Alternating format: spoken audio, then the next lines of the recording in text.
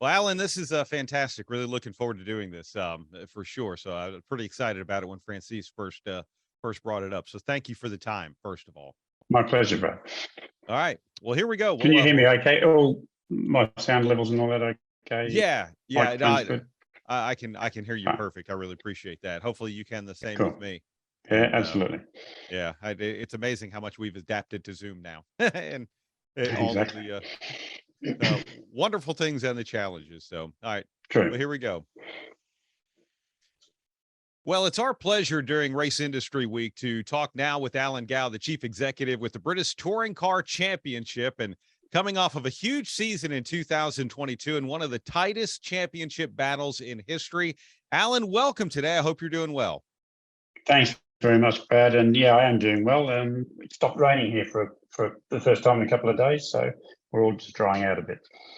Well, that's a good thing. Well, let's talk about the 2022 season. I mean, it came down to just an amazingly tight championship, 4 drivers in contention going into the final round. Tell us about how the season went. Well, to be honest, we normally get to a very close championship final. In fact, only once in the last 10 years have we not had the championship go down to the last race. So it's pretty much the normal for us, although this year it was tighter than normal. We had 3 drivers going into the last round covered by only 7 points. So that's a pretty extraordinary thing to do. And coming off the back of a season that we had this year where we introduced so many new elements into the championship with hybrid and everything else, is it for it to still end up being so close and so tight all the way through the championship, not just to the end, and not just at the end, sort of speaks volumes for everything that we achieved this year. You know, you mentioned some of the changes, hybrid being one of them. You guys have a lot of manufacturers in the series, which is just wonderful. Tell us how that went, and especially making such a big transition, just like the automotive industry is making right now. Well, look, to be honest, we're the first touring car championship or championship of its type in the world to introduce hybrid. To be honest, I would rather someone else had introduced it before us, because then we could use their learnings. So, look, a friend of mine back in Australia once said to me, he said, "Look, pioneers get eaten by the natives and explorers get lost." So we were in real danger of doing that by being the first to introduce hybrid.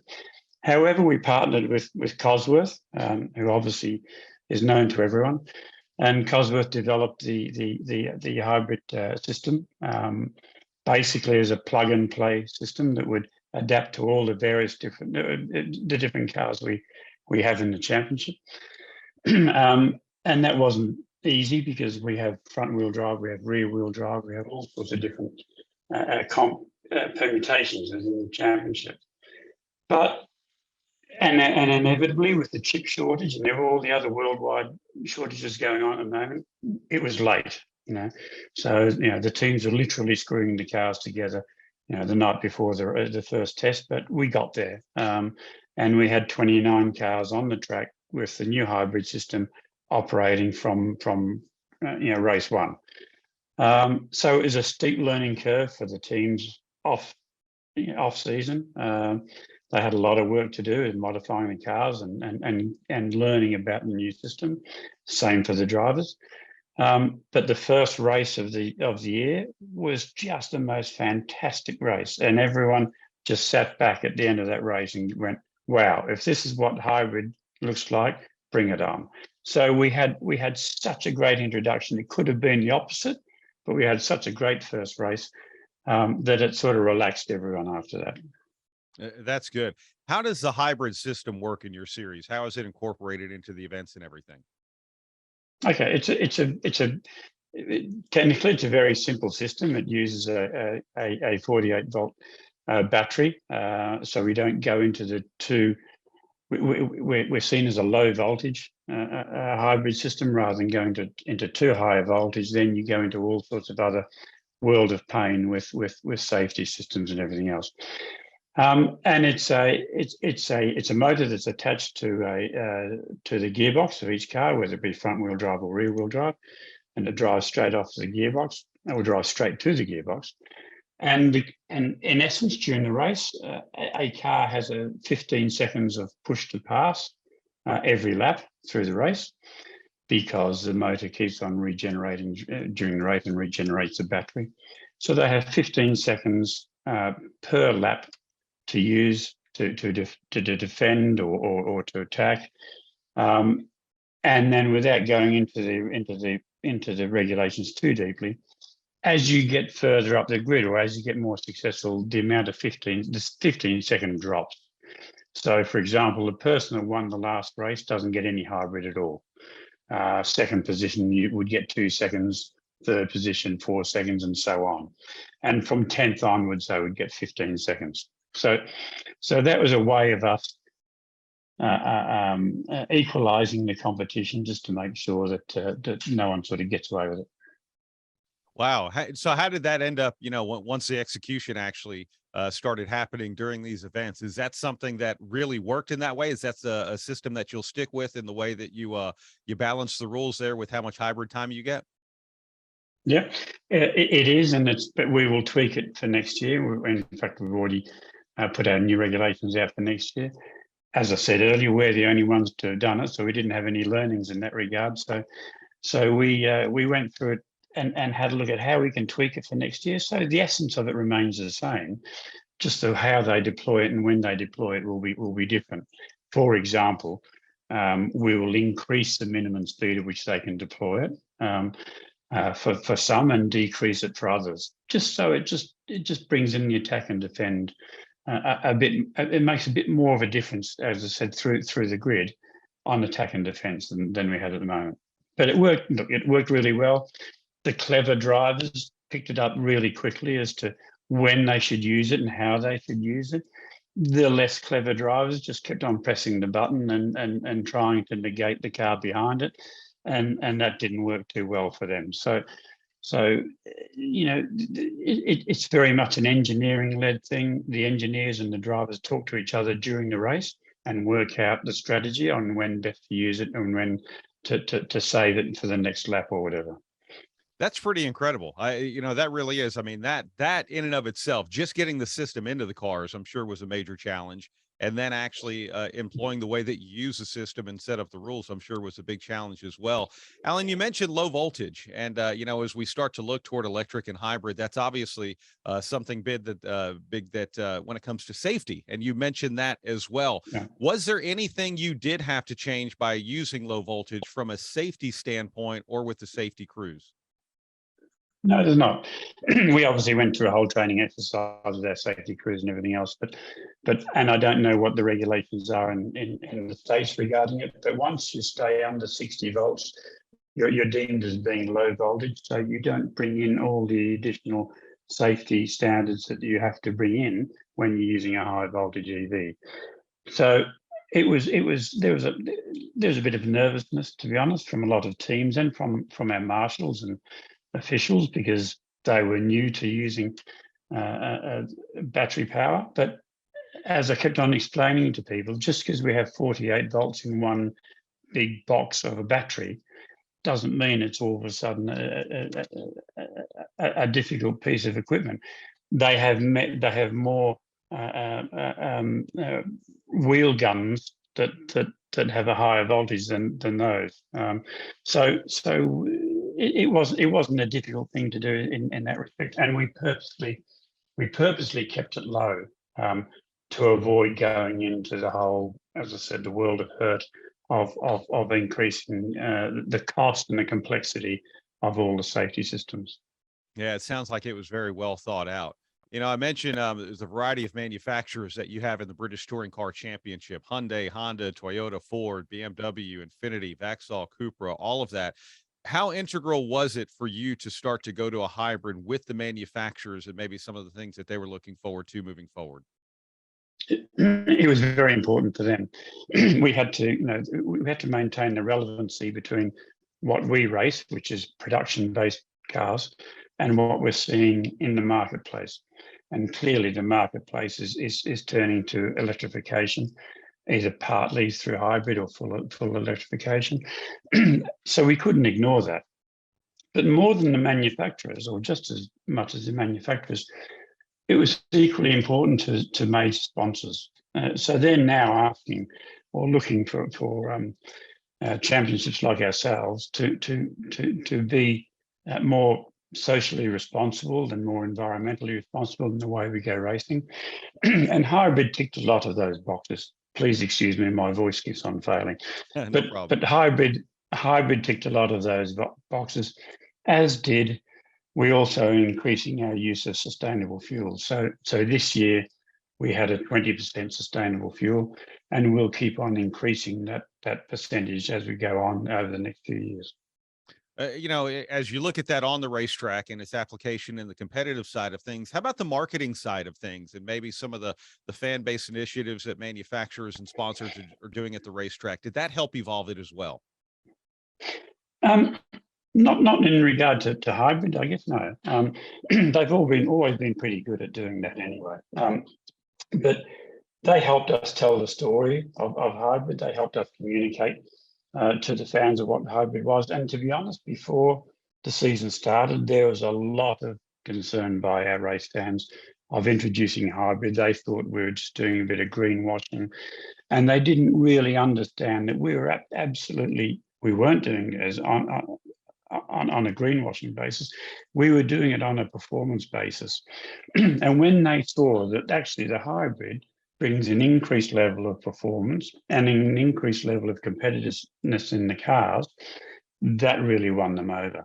And I don't think anyone of our fans at the end of the year stepped back and said, well, hybrid's a waste of time.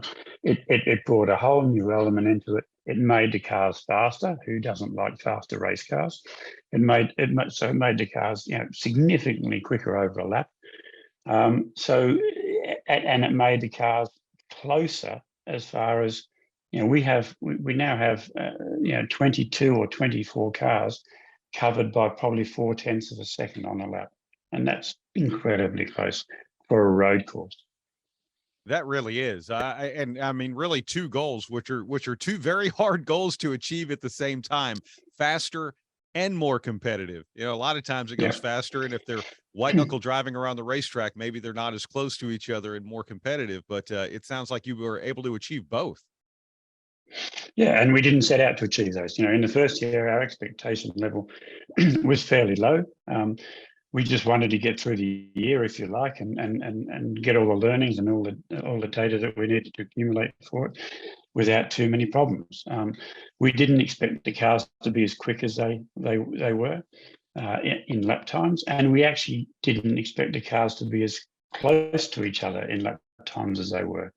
So the differences in lap times was incredibly small. We had the top 10 covered by 1/10 of a second.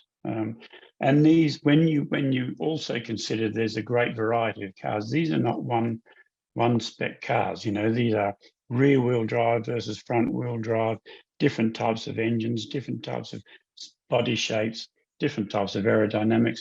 To have all those sorts of different variables, and you end up with cars that close, that's something I'm really proud of. Yeah, that should be. That's an incredible effort with a great result as well.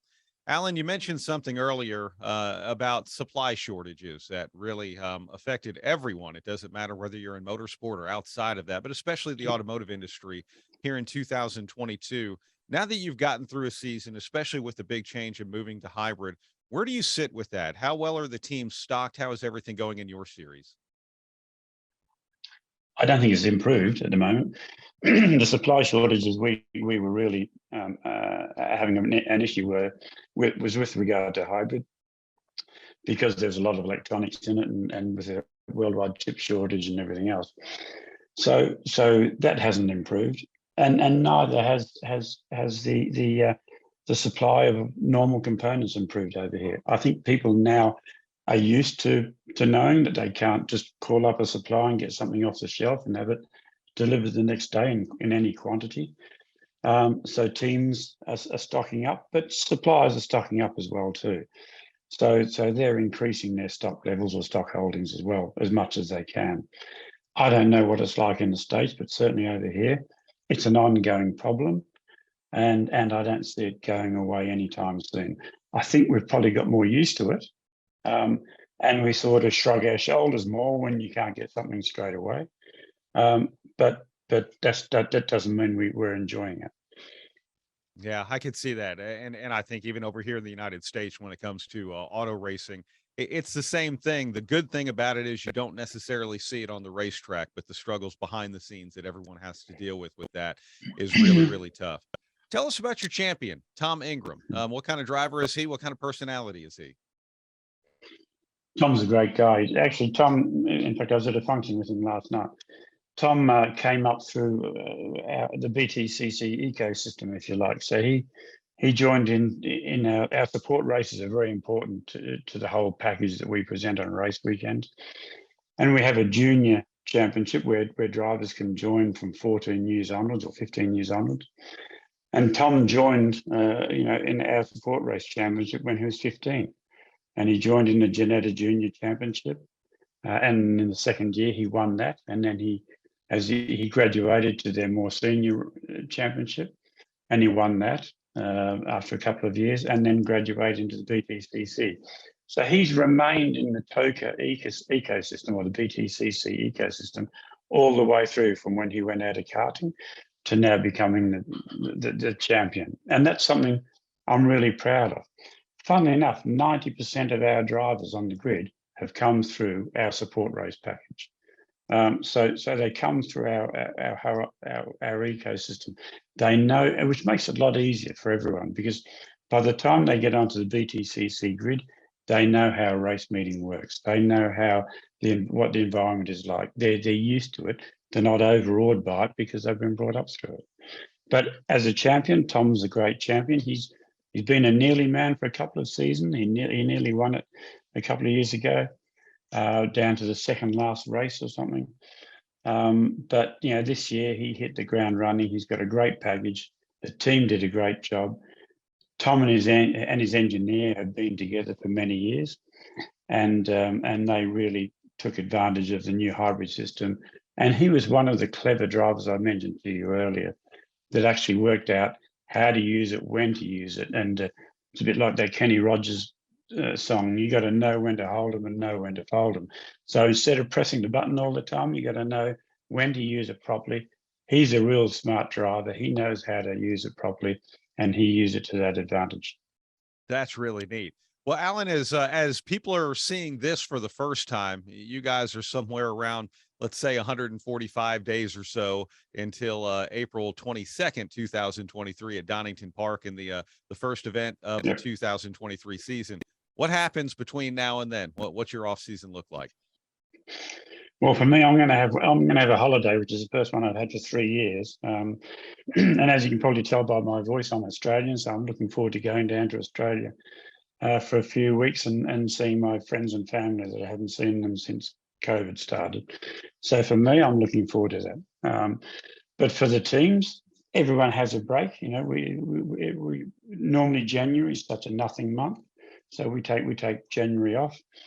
But come February, and of course over here, same as it is in parts of America, you can't do much testing in the off season in December and January, even if you wanted to, because the weather's pretty awful, and you don't get any meaningful testing out of it.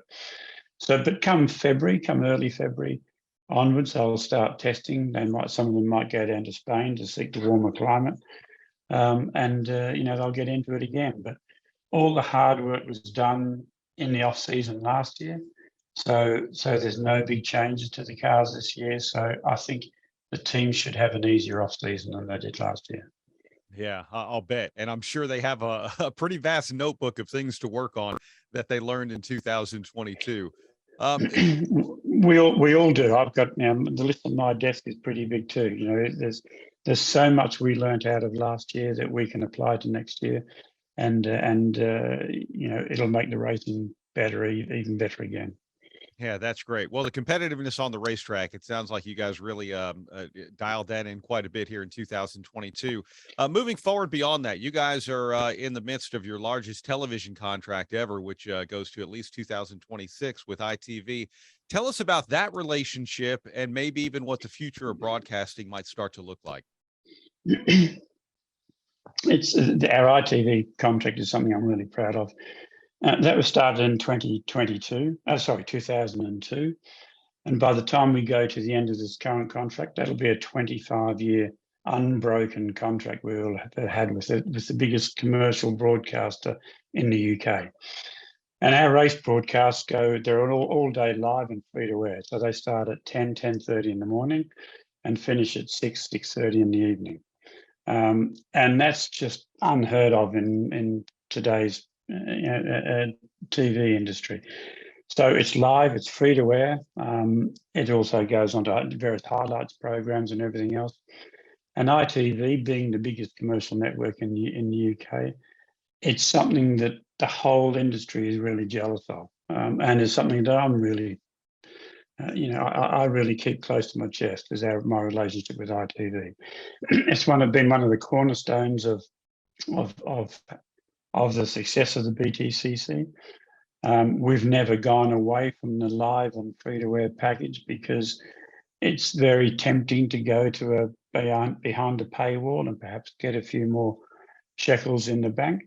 But I want eyeballs watching the BTCC, and the best way you're going to get that is live and free-to-air. So we're after numbers as far as audience numbers go, rather than the bank account balance. So to have a contract go as long as we've had it go for, and it goes through to the end of 2026, it's such a close relationship we have with them. Something I'm very proud of, and I can't speak highly enough of what ITV have done for the BTC and the way they've got behind us. That is wonderful. On the international side of things, especially with just the way we're able to communicate now in our world, how about international coverage and being able to expand it globally? We're probably not as good on that as we should be. We are the British Touring Car Championship, so my focus is always the UK and Britain. We have a company who I've dealt with for many years, actually based in the States, who distributes our programs around the world, and we're always looking for that sort of programming. But we used to have more than what we did. I think it's become a bit more fractured at the moment.